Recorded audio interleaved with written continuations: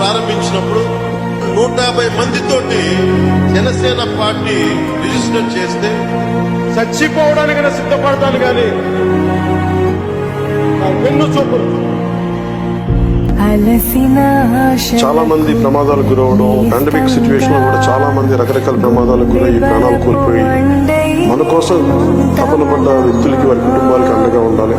క్రియాశీలక సభ్యత్వం తీసుకునే సమయంలో వారికి ఏదైనా బీమా పథకం అమలు చేయొచ్చు, దాని మీద సాధ్యాసాధ్యాలు చూడండి అంటే అందరూ పెద్ద ఉద్యమంలాగా చేపట్టి. నాకైతే దేవుళ్ళకి కనపడుతున్నాడు సార్. మాలాంటి వాళ్ళకు దేవుడే సార్.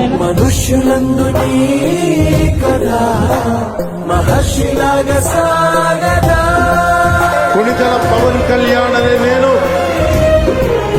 5 కోట్ల మంది ప్రజల పైన వారి భవిష్యత్తు కోసం పునాది వేయడానికి ఉన్న రోజులు.